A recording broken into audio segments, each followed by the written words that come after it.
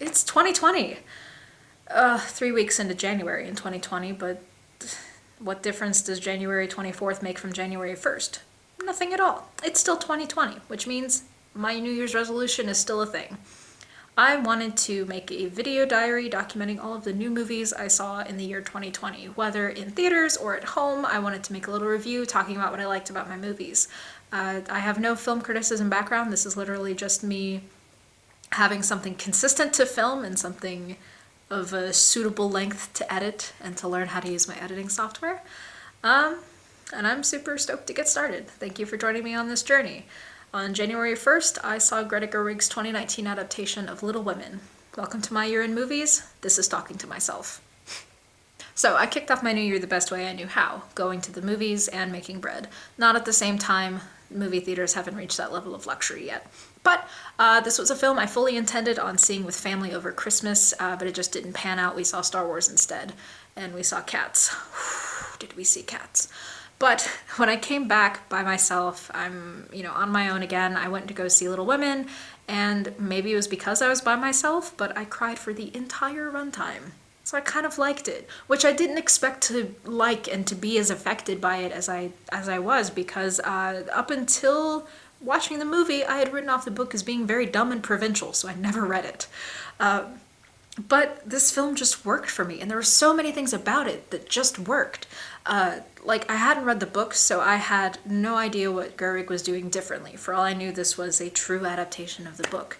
But one of the things that she did, which was super cool, was that she spliced the past and the present and kind of interwove them for effect. And so sometimes we'd be in the past and things would be very orange and warm and cozy, and it gave it like a very safe, nostalgic glow.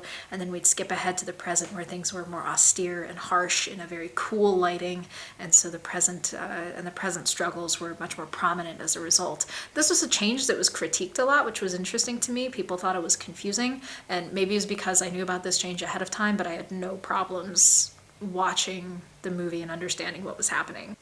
Another thing I really liked about this version were the costumes. I am a huge fan of period pieces that go for more natural, lived-in looking costumes. That's the thing I love about the 2005 adaptation of Pride and Prejudice, and it's a thing I really love about this one. I would personally wear Jo March's entire wardrobe. I loved it. They were simple where they needed to be simple, more elaborate and extravagant where they needed to be, and it heightened the performances as a result. And those performances were all really good.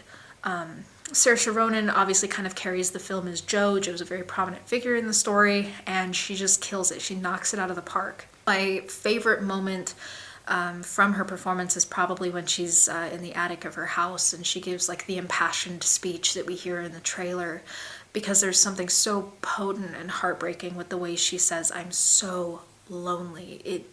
I've got chills going up my body right now, and I'm honestly probably gonna cry about it after I finish filming this.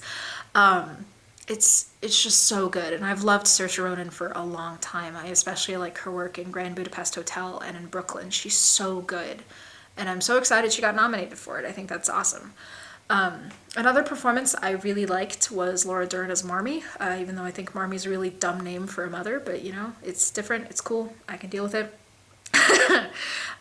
The scene where she and Jo are talking about, dealing with rage and passion is really well done, and I love the quietness in that moment. There are so many little things that Laura Dern does throughout the film that work incredibly well and are very effective for building out the character.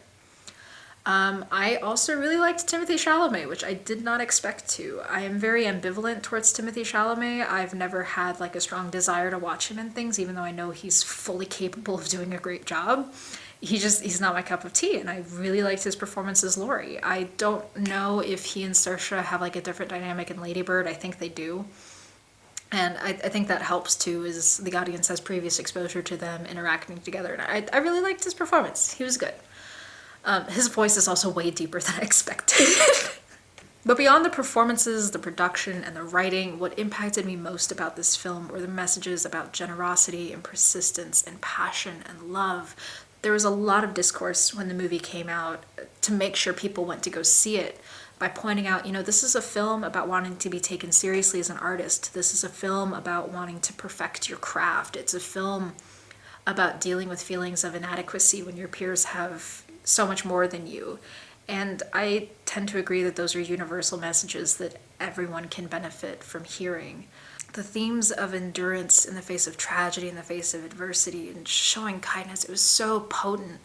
Like, that's why I cried the entire time. Anytime someone was hugged or someone held hands in a meaningful way, like anytime someone was shown generosity in any way, shape, or form, I would just cry all over again. It was kind of pathetic. I have no idea what the people sitting around me thought, but it was so moving and so beautiful. I loved it. And it's unfortunate that, like, the perception is that kind of generosity and warmth is not as prominent in our movies. I think we could benefit culturally from just more messages of generosity like that. And following your dreams, even when people don't believe in you. Like, Jo is persistent in getting that book written, and it's so cool. I really like how they craft kind of a meta conclusion. It's super cool. Oh man, it is very possible I will see Little Women again in theaters, but I will certainly be buying a DVD copy of it, and it's probably going to be a Christmas classic in my house now. It's just a fact. I gave Little Women a 10 out of 10 across the board: production, enjoyability, rewatchability, and I highly recommend it if you haven't seen it already. This has been my year in movies. Thank you for watching.